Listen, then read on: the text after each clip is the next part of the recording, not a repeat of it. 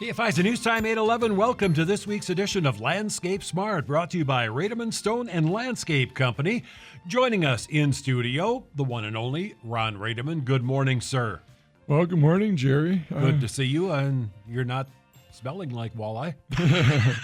Well, I was out there last night at Walleye Weekend, of course, working at the world's largest fish fry, walleye, serving up walleye sandwiches, fish and chips.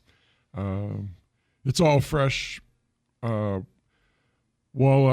That's walleye fillets. It's not your typical fish and chips. We call it fish and chips because it's walleye and French fries actually. But yeah, I was working in that area and we had a busy evening. It was real consistent, real nice. So well, Doug has a beautiful photo gallery at KFIZ.com, and looking at the pictures, it was crowded. Yeah, it was.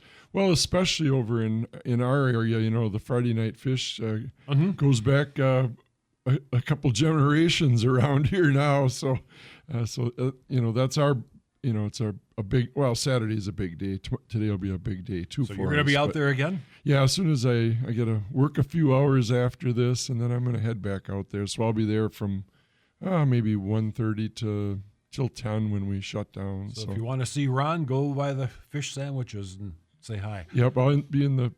We have the Lakeside Kiwanis has two tents out there, kind of side by side, and one is more for the dinners, and one is more for walk up beverages, and we have beverages in the other stand too. But the main one, and there we just have the fillets and fries and the sandwiches over there. If you want a dinner, you have to go to the other tent. So alrighty.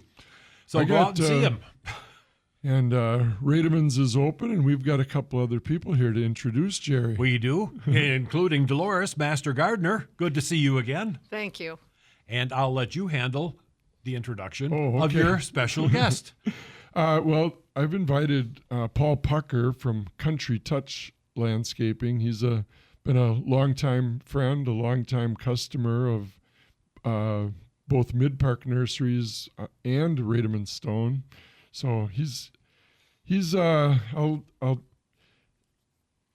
to help us out on and off here over the next few couple months here. So hopefully everything goes well. And we welcome you, Paul. Well, thanks for having me, Ron and Jerry. Good to see you. And the lines are open, 923-1450, 1-888-900-1450. And we do have one emailed question in already, so let's get to that right away. Yeah, let's jump right on there. Brian has a question for you this morning. He says he has two very low sprawling evergreens, which have a lot of thistles in and around them, but nowhere else on his property does he have that problem. He's wondering if, first of all, if there's a correlation, and secondly, how do you get rid of them? He says he's been pulling them root and all for 8 years. Sounds like he's losing the battle. Yeah, that's kind of unusual because typically thistles are, they're hard to get rid of, but you could, if you spray them, that might work better, I guess.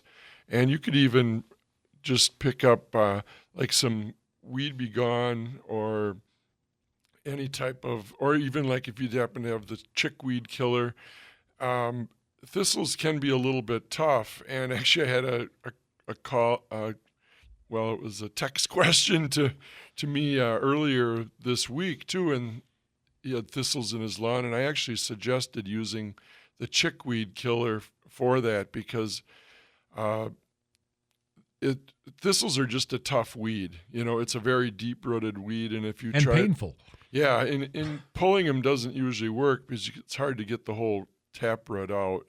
And so usually if you just spray the chickweed killer, and you could just pour that chickweed killer in a spent Windex bottle or something like that, and then spot spray them that way. It's not going to hurt the evergreen though, right? Another thing you could think about doing is first before you spray is cut them so they really want to grow, and then you spray on it and it really absorbs faster. And another thing you could do is after you spray it, put cardboard over the top and then mulch so you are smothering it. And a lot of times that helps, but the thistles have runners, and they just keep running, and it'll probably run out from under the shrub after that. Yeah, well, what he should do is you can't, if you spray that chickweed killer on the plant, you'll kill it. So you want to Good. you want to protect it, if you are spraying. But like Delores said, if you can kind of get in there and cut it off and leave just like a couple leaves in the main stem, and then spray that, and that'll do good there. And That should work. yeah. Okay. But yeah, sometimes when they're growing in between, it's hard. Sometimes you have to trim your plant a little bit too, and just for the plant will grow back. Trim it out. And right now would be a great time to spray it. It would be ideal. So, anything else to add, Paul? Well, you gotta keep in mind pre-emergence too. If you get any seeding coming out of those thistles at all, putting a little pre-emergent down. Anytime you disturb that soil a little bit, it can generate a new seedling and a new weed coming up. So use of a snapshot type product or anything of the sort, even preen or something. Put enough of that down into that plant. Will take care of all the new stuff coming up, and then just very carefully spot spraying with the right chemical on that plant, on that stem, very carefully to take everything out. If you work it hard enough, it'll go away. Yeah, and it's kind of strange, like he said, that he doesn't have a thistle problem in other areas, because usually they multiply. But sometimes if they'll have a harder time reseeding if you got a good thick lawn, where if it's open dirt or open areas around it, and that's where, like Delores said, if you can slide some cardboard under there and then get some mulch, that would help too. All right, lines are open for you, 923-1450, 1-888-900-1450. Email, it's kfizstudio@gmail.com. And seeing as how we have no calls and no Gmails, let us take our first break this morning. Yeah, great idea. We didn't really even get to talk about Rademann's here yet. We were on to walleye before Rademann's. Rademann's is open today, and of course you can still get a delivery yet. Give Joe or Brock, Heidi the call out there, 920-922-7612, or stop on out just 3 miles south of Fond du Lac, east on County B, a quarter mile.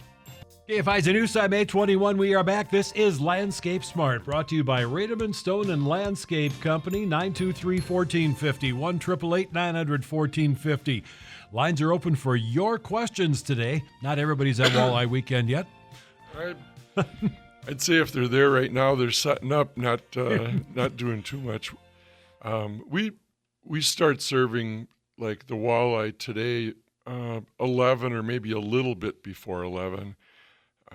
And then it's, gangbusters from there the rest of the day. But we'll have people milling around already at 10 asking when it's going to be ready. But we got to get the fryers heated up, and we'll be out there. We kind of get out there for setup usually around 9, and then it takes till about 10:30 to get the fryers hot enough to produce good fish. To do the job. To do the job properly, yeah. And I'd like to throw a little, another, Lakeside Kiwanis, we have about 25 members, and like any organization, some are busy with their kids' stuff, some are busy, they're retired and gone a lot, Door County or Florida or Arizona, depending on the time of the year. So we pull off Walleye Weekend mainly with the help of some great organizations that, help us out. And typically we wear our red shirts out there. And when you go out there and look in the tents, you'll see 1 or 2 red shirts. And the red shirts are in the prepping the fish, deboning it and do the battering and doing the, frying the fish. Because we have the most experience there. where the assistants can help out, in the bar area serving or in things like that. So, you don't see too many red shirts out there. And it's, we have like the Blue Line, for example, the Blue Line Hockey Club. They supply us with 6, 8, 10, 12 people during all the shifts. And so I just want to do a special shout out to them. And, they've been, well, when you have, kids in the Blue Line program, boys and girls, skaters, hockey, they're in it for quite a while. So the people that we have helping us, a lot of those guys,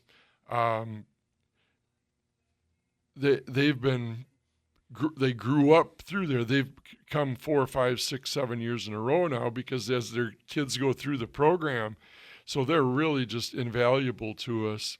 And we have other groups, the Fond du Lac Swim Team and the Fond du Lac Judo Club, and another great one that really helps us out a lot is the Wrestling Club, because they help us. They tote the bars around, they slide picnic tables in and out, they help set up all the tables and They chairs. got the muscle. And yeah, and they've been helping us for quite a few years, and they help us both set up on Wednesday night and then tear down tonight. So a special shout out to to the Wrestling Club, the Fondy Wrestling Club, and every organization out there has there's all these behind the scenes people that so I'd like to just take a special minute here to thank them. And so if you have anybody in the program or we sure appreciate all the help you give us. Sounds so good. all right, we better get back onto the program here. Well, I want to give Paul a chance here. Why don't you tell? Why did you get into this business? For heaven's sake, Paul, you look like a highly intelligent person. Why would you want to get into lawn care and landscaping? For heaven's sake. Well, that's an interesting question. I grew up on a farm my whole life, on a rural farm. My grandfather and father decided to hang up the farming business when I was about 18, 19. Uh-huh. At that point in my life, I didn't know if I really wanted to be a farmer. Uh-huh. So I kind of started into the factory type work, actually printing, and realized that really wasn't for me. Being inside is a lot different than being outside working. Uh-huh. And being an outdoors person, it's very nice to be outside and work outside. So I thought long and hard, what represents farming the most? And that's landscaping and excavation. I had the background on running equipment. Farmers plant lots of things, not the same stuff as landscapers, but there's still fertilizers, there's still soils, there's still seeds, there's lots of things happen that relates very closely. So being that background knowledge, excuse me, allergy season too. That's gotta love that being outside, right? Yeah. And being I represented it very well, it was very close. That's why I decided to start up, about 32 years ago, and enjoyed it ever since. And it was a great choice. Yeah. Well, you've certainly, I've watched your business grow, not so much the first 10 years or so, but these last 10 or 15. And, Paul he's a very, he works so hard. I mean, when he brings his customers right out, and helps, we pick out plants together. He goes with them up to Rademann's and picks out the decorative stone. He doesn't just show up with and say, this is what you should put in. He's a very hands-on, takes every aspect really to heart. And, I see, well, at Rademann's, at Mid-Park, we have a wide, diverse array of customers. And I can honestly say that Paul is in the top 2 or 3 or 4% as far as customer care and being organized and getting what the customer really wants and gets them involved in making sure that they're going to be completely happy. And, there's just a lot of options in landscaping. And just maybe go over, I know you were working on a couple outdoor kitchens, patio bar area. Tell us like the process there that you go through with when you're setting up like I know you like planters and the whole backyard show there for somebody. Well, hardscapes I think are a little different than softscapes. A hardscape is very nice to put on a U-Division program from Unilock. Show the customer what the product's going to look like, the project's going to look like before and after. Getting a 3D image of it, seeing what they're getting, understanding. The biggest thing with a customer is education. Your hardscapes are only as good as the base that you put in and what's underneath it. You got to have good craftsmanship on the top of it. I mean, good cuts and good, everything working and looking nice and being accurate, not cutting corners, you might say. And but your true job is that really counts is what you put underneath. What do you have the proper filtration? Do you have the proper subsoils underneath it? Do you have the proper base in there? Is everything tight? Do you run in the right geogrids? You run in the right geofabrics? There's lots of different things that will make or break a successful hardscape. And pavers sometimes get a bad rap. And it's not their fault. It's not the paver's fault. It's the what's underneath those pavers. There is good pavers, there's bad pavers, or not so good, you might say, different PSI. Unilock makes one heck of a product. Generally their PSI is, when they make that, is up to 6,000 to 10,000, where sometimes other ones are only 1,000, 1,500 PSI. That means you put salt on it or you put a lot of weight on them, those pavers are apt to fail. They will crack, they will pit, and they won't last a lifetime. So when you put a Unilock product in, you're getting something that's going to last a lifetime with a lifetime warranty. But again, you can't have a 4-inch gravel base and an inch of sand on it. You're in Wisconsin. That might work in Florida. Down in Texas, great, where no they're frost. Not getting frost, right? Yeah. When you get frost push, you got to have an 18-inch base in there. If you don't have an 18-inch base, that will fail. It's not an if, it's when. So the biggest thing is when you build something for somebody, it costs money to do this, and you have to make sure that lasts a lifetime. And they're totally happy. And that takes me to my next question, Paul, because this is the most interesting part. How many, let's say, just patios, not real complex ones, does Country Touch do in a summer? 7, 5, 12. I don't need to. It goes in spurts. There'd be a year that we may do 15, 20 new lawns and 50 softscapes. And then, last year was a slower patio year for some reason. And this year, it's all patios. It's all retaining walls. It's all hardscapes. It's all that kind of stuff. And so, it really varies year to year. But the biggest thing to be successful in landscaping is you got to be well diverse. You got to be able to do everything and know as much as you can. The other, it seems to me that almost half of the ones you're doing are redo jobs. Is that kind of about right? There is quite a few redos as the industry changed and things have gotten better, but there was some work out there, done many years ago that wasn't done quite right. We just took one down here just the other day. It's supposed to be a week project. Thought we could fix it up. Ended up being a 3-week project. We took it was a 5-foot raised patio. There was no clear stone behind it for drainage. There's no tile in it. There's no geogrid. Those walls pushed, they fell, they cracked. This poor customer paid a lot of money for this job, 15 years ago, and it completely failed. So now they have to go and redo it again. And that's really something that's really hard to tell a customer that, I'm sorry, I can't save it. I have to. We have to tear this all apart and redo it completely. So, and result, it's fantastic, and it looks really good now, and it's going to last a lifetime. Jerry, we got an email? We do. Carrie has a couple of questions. I'll go through both of them, and you probably will want to do the second question before the first. Well, one at a time, Jerry. We're not that... I'd be repeating it anyway, right? Okay, let me give you the second one. She has a small clump of asparagus she'd like to move. When is a good time to move it? Well, I think the best time to move asparagus would be like more in September, because it's completely dormant, or it's going into its dormancy. But if you move it in September, it'll kind of still have a chance to re-root yet in the fall. So I would do that and do it in September would be the best. Anything I agree else? with that. You shouldn't be picking it after about the 4th of July.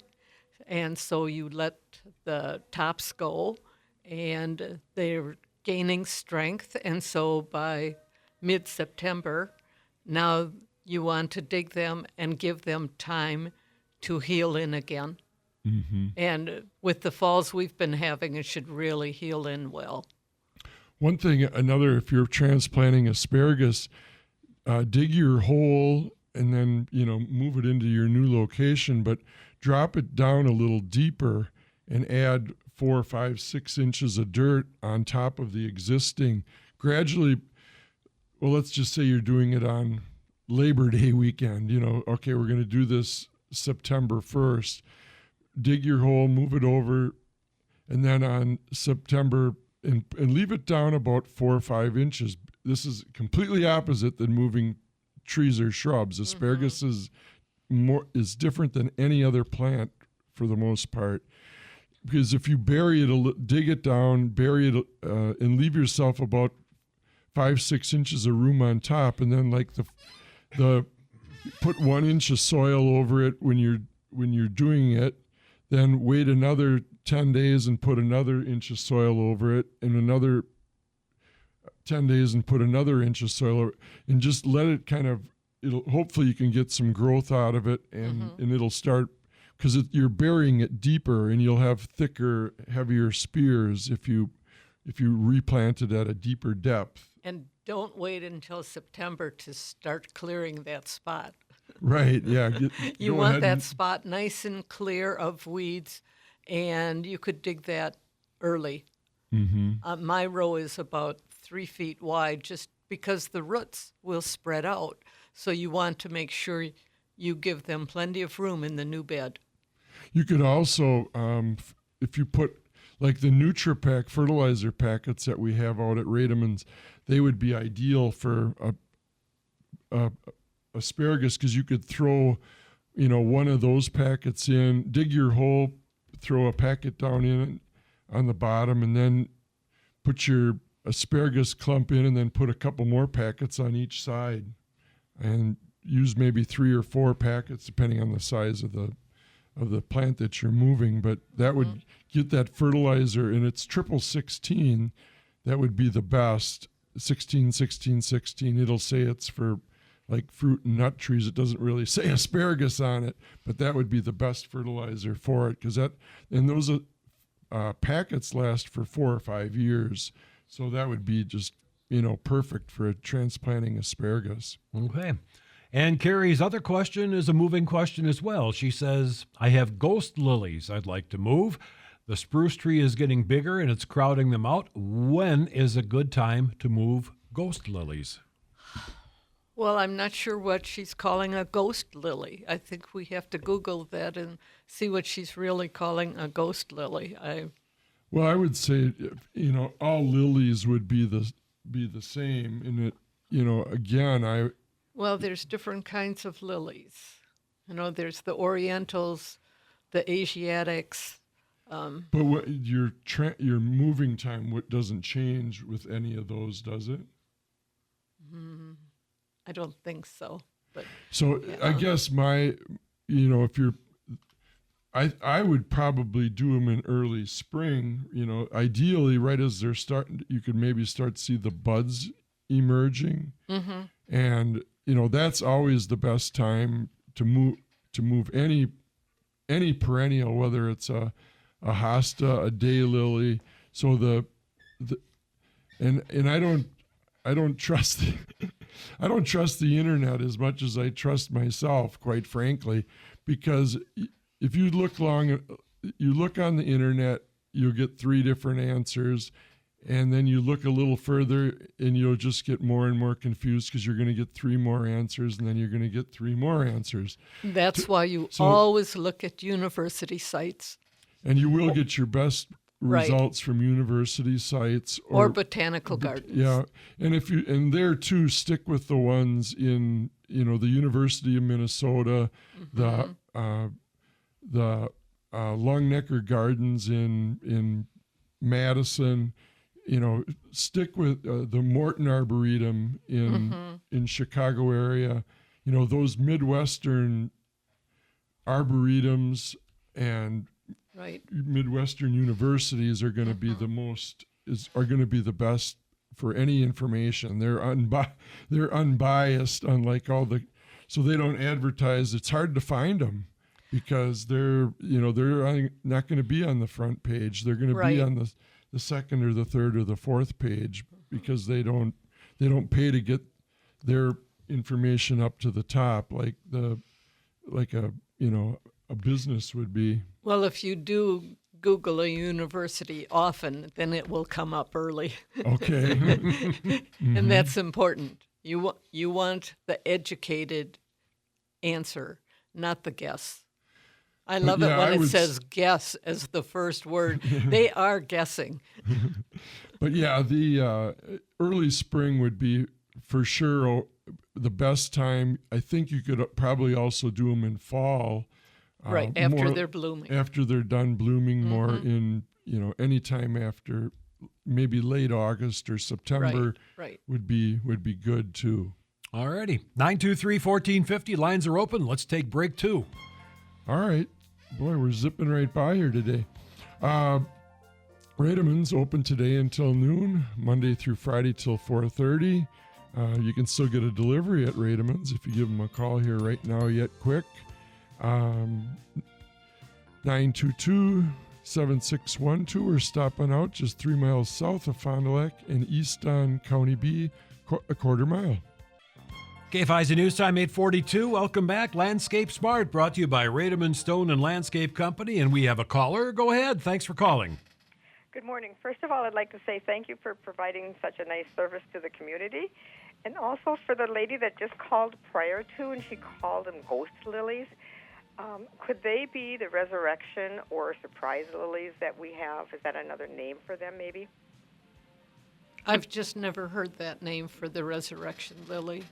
Well, it kind of would, go that route. I would. That's probably it. Does sound would be like more it. of a resurrection lily. Yeah, that's what it sounds like. And I'll Google it when I get home. Okay, great. Thanks again for such a great service. Well, thanks for the call. Yeah, Bye-bye. Appreciate it. 923-1450, 1-888-900-1450. Email-wise, kfizstudio@gmail.com. I was going to, Paul also does Country Touch lawn care and landscaping. They, when you're called lawn care and landscaping, that sounds like you know a little bit about lawns. Tell us about your, Paul, you want to tell us about your mowing operation, let's just call it? Yeah, our mowing operation consists of roughly about 500 acres per week we take care of. We also do the weed control and fertilization, but we run very efficiently. We run about 2.5 crews, and we're able to accomplish that amount of acreage in 1 week, as long as you don't have any rain days. If we do have a rain day where we have an issue, we pull guys from construction or somebody that does landscape maintenance, and they'll come in and help mow. We do have about 15 mowers, but generally we can get that done in about 6. But I'll say with mowing, if you're going to make money, efficiency, efficiency, efficiency. Well, and this has been probably one of the toughest Mays because we had 3 weeks in a row where it rained on Tuesday and Wednesday. And, it just, then whether it rains if it rains Tuesday, you're messed up Tuesday and Wednesday. If it rains Tuesday and Wednesday, you're messed up Thursday. And you try to get everybody's lawn done so it looks good for the weekend.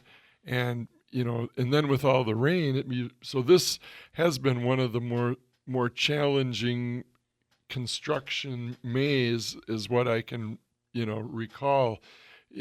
Typically it might rain on Monday 1 week, Thursday the next week, Saturday and Sunday. It seems like it rains every Saturday, which in our industry, we don't care too much if it rains on Sunday. It kind of helps us out, quite frankly.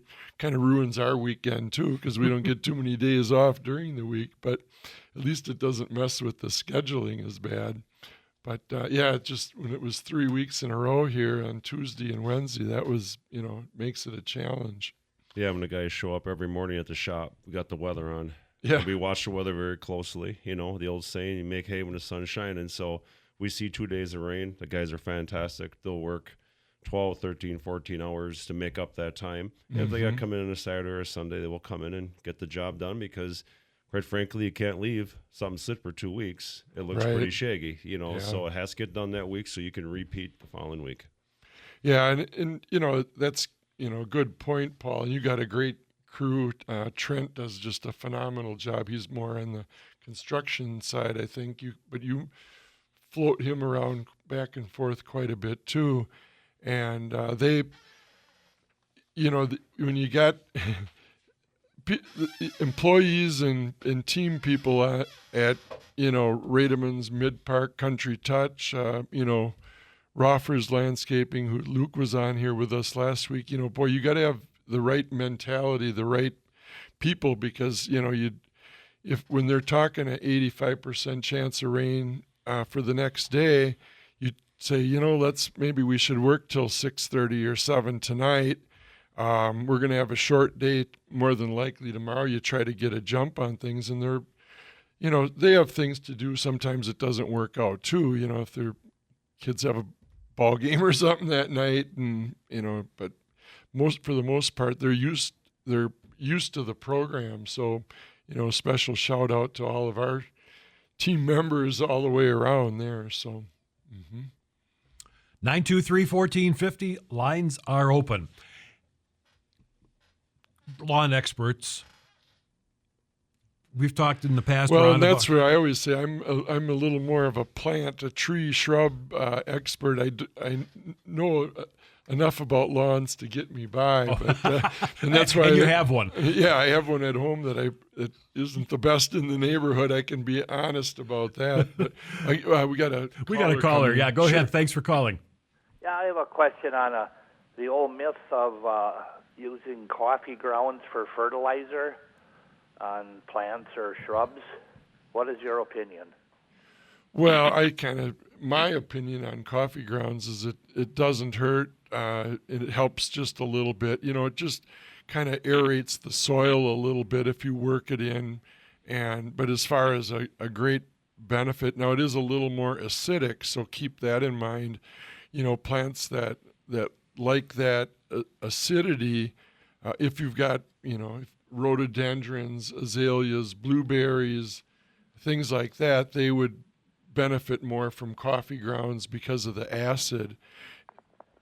Plants that like it more alkaline, you would probably be actually doing them more harm than good. Paul or Delores, do you want to add? Coffee grounds have nitrogen in them, and so the growth you will get will be leaves. So if you would put it around your blueberries, you're going to have a lot more leaves than you're going to get berries. And the same with tomatoes. I had a speaker one time tell us that hay was a really good mulch around tomatoes, and my tomatoes were about 2 feet tall. In 2 weeks, they were over 6 feet tall, and it was the nitrogen in the alfalfa, and I just had to cut them back and cut them back. You don't want nitrogen if you want fruit. Does that make sense? Yes, thank you. All righty. And appreciate the call. 923-1450. We had another caller that was trying to get in. Line's open now. 923-1450. Give a holler. Yeah, and for the most part, coffee grounds, it's a minute amount unless you own a restaurant, probably. So that's why I don't know if it would, be a big benefit or a detriment. All righty. Caller is back. Good morning. Good morning. Do you have any herbicides for pumpkins? Like you have pumpkins growing right now, and you have herbicides that you want to spray in between the pumpkin is Right. I have lots of little grass, pigeon grass growing there and some broadleaves. I just wondered if you had any sprays. And I looked it up, Googled it, and it was Sandea, Sandea, and another one was DCPA. Oh, yeah, that sounds like it's like 2,4-D, I think is what they're trying to tell you there. And, that would be a product like, like Weed Be Gone or a Weed Beater Plus, something like that. That's, a dandelion killer. So that would kill off, if it's in and around pumpkins, you might have to put it more like in a small spray bottle, or be very careful if you're using a tank sprayer, not because anything that would hit the leaves of the pumpkins would kill it. They're both broadleaf. A pumpkin could be a broadleaf weed in the right or the wrong situation, so it would definitely kill it. Now, if you're spraying it around it and you get a little on the soil, it wouldn't matter around the pumpkins. Okay. But I would use more like a Weed Be Gone, and that's not going to do a real good job on the pigeon grass. You might have to pick up like out at Rademann's they have cleanup in a small bottle that you can just a spray bottle. It's like a Windex, and it's, I don't know, it's $7.99 or $8.50 or $8.49 or something. It's cheap. There isn't a lot there, and it would, you could spot spray that around it specifically on the pigeon grass. Okay. Thank you. Alrighty. Thanks for the call. Lines open 923-1450, 1-888-900-1450. And Carrie responded. She was the lady who called or emailed earlier about the ghost lily, and she clarifies that the ghost lily is also known as the resurrection lily. And as you well know, you get the green leaves in spring, and then it dies back, and then you get the stem popping up in fall when you get your flower. Mm-hmm. That's her description of it. So thank you, Carrie. They guessed right. Yes, and the resurrection lily digs very well in the spring if you know where they are. And they go deeper every year, I swear.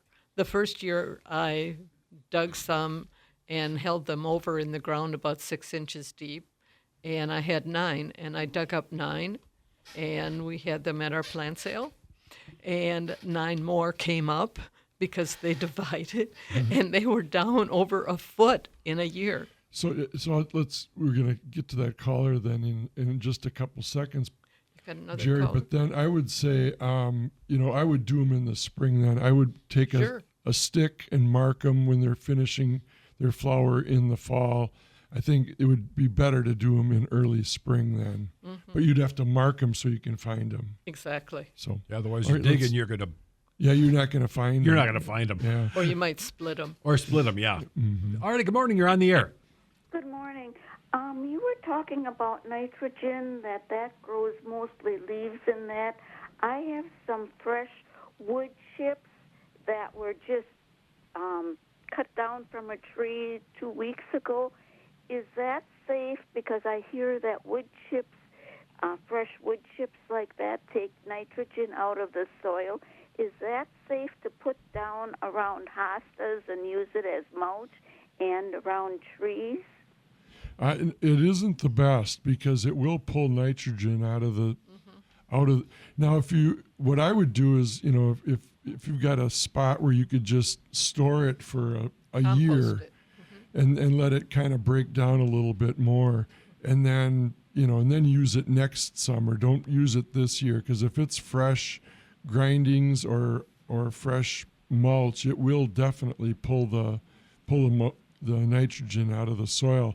And of course, it works from the top down, so it would be worse to use it on perennials. If you were, I don't even like to use it when you're planting a tree, though. For the most part, if the stump grindings or they leave something behind with the chipper, just don't use it for this season. Mm-hmm. Wait until next year. And would that attract rodents if I keep a pile outside, like over winter? No, not necessarily, because there isn't really anything there that they would want. It's just, basically wood. So, wood and as it's breaking down into soil, it wouldn't have there's nothing there that would attract rodents, no. Okay, and what happens if I put some around some hostas already? Do I take that off then? There's a layer of cardboard underneath. Well, I'd say if it's done, it's done. Just kind of be alert to it. And, you could actually kind of just supplement it. You could use like a Fertilome water soluble that they have available out at Rademann's. Just kind of fight back with it a little bit. And right now would be an ideal time to use that